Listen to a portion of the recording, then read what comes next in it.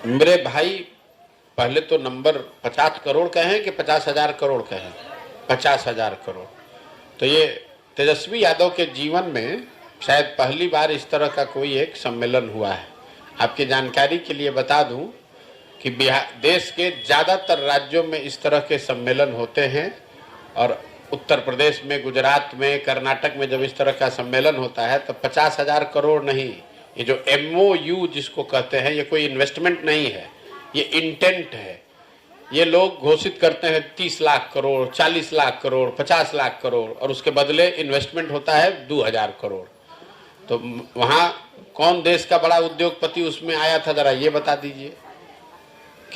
कहाँ पे कौन सी फैक्ट्री यहाँ चालू करने के लिए कंक्रीट कोई प्रपोजल घोषित हुआ है, ये बता दीजिए।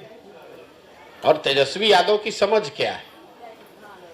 तेजस्वी यादव की जितनी समझ है उतना ही तो बोलेंगे। बिजनेस समिट के MOU का कोई वैल्यू नहीं है, ये नॉन बाइंडिंग एग्रीमेंट है। आप जाइएगा और आप बिजनेसमैन बन के कहिएगा कि हम 20,000 करोड़ रुपया का बिहार में इन्वेस्टमेंट करेंगे, निवेश करेंगे, तो सरकार उसको लिख लेगी कि भाई ये 20,000 करोड़ रुपया का निवेश करेंगे। ये कोई बाइंडिंग एग्रीमेंट नहीं है, पैसा नहीं आया है। मीटिंग में आप आए, आपने कहा हाँ हाँ हम यहाँ पर पैसा इन्वेस्ट करेंगे। अगर जितना पैसा MOU होता है इतना अगर इन्वेस्ट होने लगे तो गुजरात में 90 लाख करोड़ से ज्यादा का MOU पिछले 10 बरस में हुआ है। कितना? 90 लाख करोड़ का। इसका कोई वैल्यू नहीं है, एक पैसे का नहीं। जिस कागज पे वो लिखा है उस कागज की कीमत उससे ज्यादा है जिस पर वो लिखा हुआ है। PM पद को लेकर के बहुत ज्यादा रस्साकसी चलेगी। मुझे कोई रस्साकसी नहीं दिख रही है।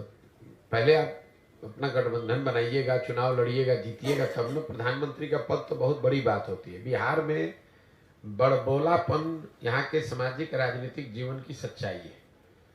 जिस दल का 0 MP है, RJD का 0 सांसद है लोकसभा में, अब वो लोग बता रहे हैं कि देश का प्रधानमंत्री कौन बनेगा, तो ये बड़बोलापन ही है।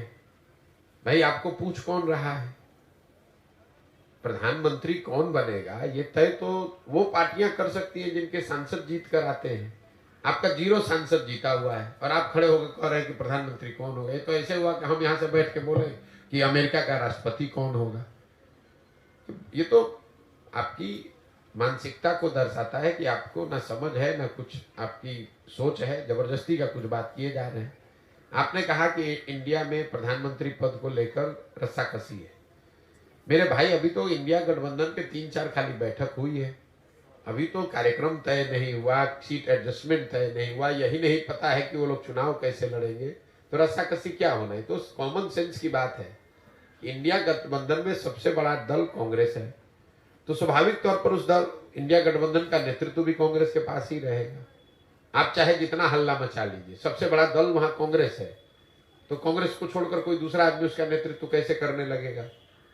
मान लीजिए कि कांग्रेस छोड़ भी दे तो दूसरा बड़ा दल TMC है, वो छोड़ देगा तो तीसरा बड़ा दल DMK है।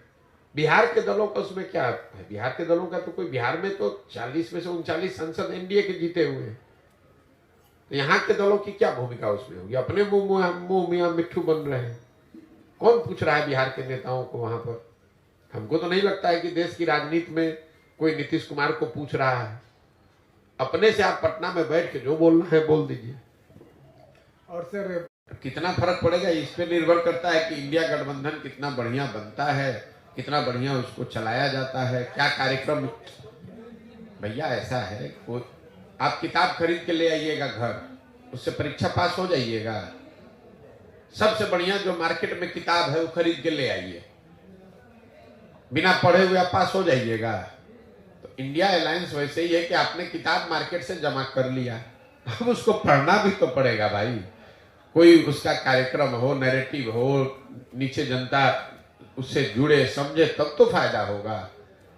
किताब खरीद के ला के घर रख लीजिएगा और कहिएगा कि परीक्षा में कितना नंबर आएगा। पढ़िएगा, बढ़िया पढ़िएगा तो बढ़िया नंबर आएगा, नहीं पढ़िएगा तो फेल हो जाइएगा। वही हाल इंडिया अलायंस का भी होगा। बहुत बहुत धन्यवाद भैया। भाजपा के वोटर बढ़ ही रहे हैं जैसा आप बता रहे हैं, तो भाजपा फिर 15 राज्यों में चुनाव कैसे हारी है? भैया जीत वहां रही है जहां उनका मुकाबला ज्यादातर जगहों पर कांग्रेस से है। तो अपनी ताकत से जीतने के बजाय वो कांग्रेस की कमजोरी से ज्यादा जीत रहे हैं। भाई पूरा जो आपने कहा भाजपा का वोट बढ़ रहा है, ठीक बात है, वोट तो बढ़ रहा है, लेकिन पिछला जो 2019 में चुनाव हुआ उसमें भाजपा को 38% वोट पूरे देश में मिला। तो अगर 100 लोग जो वोट देने गए उसमें 62 आदमी तो भाजपा के साथ नहीं था, 38 आदमी भाजपा के साथ था। अब जो 62 आदमी भाजपा के साथ नहीं था उसको एकजुट करने वाला कोई ताकत, कोई फोर्स, कोई राजनीतिक पार्टी, नेता नहीं है, इसलिए भाजपा आपको मजबूत दिख रही है।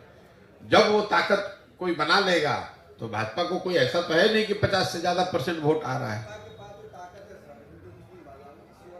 अरे भैया, हिंदू मुस्लिम का ताकत उनको कोई नया नहीं ना आया है, ये तो 50 वर्ष से उनके पास है। भाजपा चुनाव उससे पहले नहीं हार रही थी, ये तो पिछले 2 बार से ना चुनाव जीत रहे हैं। जी आपका कुछ